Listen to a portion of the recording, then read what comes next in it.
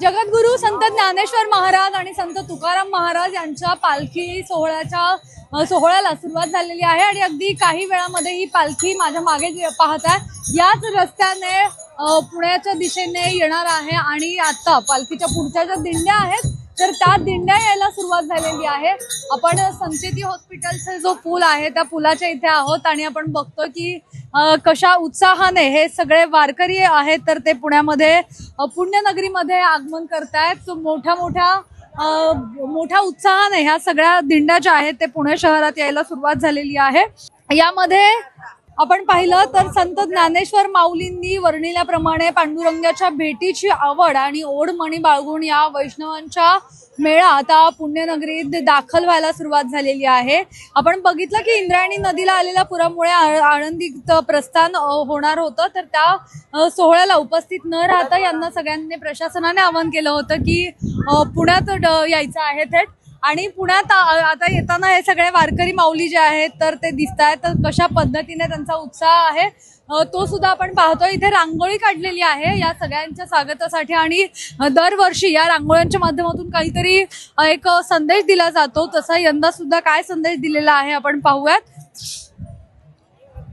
इथे जर बघितलं तर आता आपल्याला सर्वांना माहिती आहे की नुकतंच नसरापूरचं प्रकरण घडलेलं होतं आणि नसरापूर प्रकरणाच्या पार्श्वभूमीवर ही सगळी रांगोळी काढण्यात आलेली आहे। प्रत्येक निष्पाप लेकीला भावपूर्ण श्रद्धांजली अशा प्रकारचा मेसेज जो आहे तर तो याच्यामध्ये रांगोळीच्या माध्यमातून हे केलेला पाहायला मिळतोय दिलेला पाहायला मिळतोय। मौनाची किंकाळी असंख्य नामिका जाळी उशिरा मिळालेला न्याय पीडितेवर अन्याय होय किंवा त्या बाजूला जर आपण पाहिलं तर बालपणात भीती नव्हे तर हवी आहे सुरक्षितता अशा प्रकारचे वेगवेगळे मेसेजेस दिलेले आहेत। आणि रांगोळीच्या मध्यभागी जर आपण पाहिलं तर एक लहान मुलगी दाखवण्यात आलेली आहे आणि तिला ओरबाडणारे हात दाखवलेले आहेत। तसंच ती लहान मुलगी जी आहे तर तिच्या हातात एक छोटीशी बाहुली सुद्धा दिलेली आहे।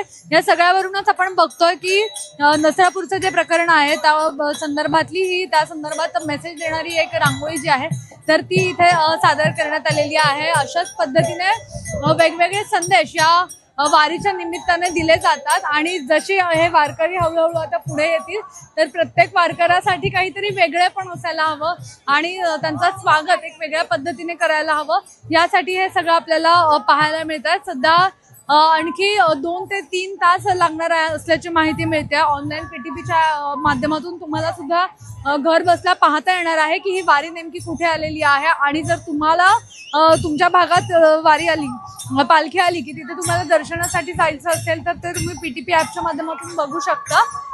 आणि एकूणच आता या संपूर्ण सोहळ्याला उत्साहात सुरुवात झालेली पाहायला मिळते। काही वेळातच ते डोळ्यांचं पारणं फेडणारं जे दृश्य आहे तर ते आपल्या सगळ्यांना पाहायला मिळणार आहे। संगम ब्रिजच्या इकडनं या दोन्ही पालख्या एकत्र येतात। संत ज्ञानेश्वर महाराज संत तुकाराम महाराज यांच्या पालख्या ज्या आहेत तर त्या पुण्यामध्ये येणार आहेत आणि ह्या सगळ्याचीच उत्सुकता सध्या पुणेकरांना लागलेली आहे त्यामुळे त्यांनी या संपूर्ण भागामध्ये गर्दी केलेली पाहायला मिळते।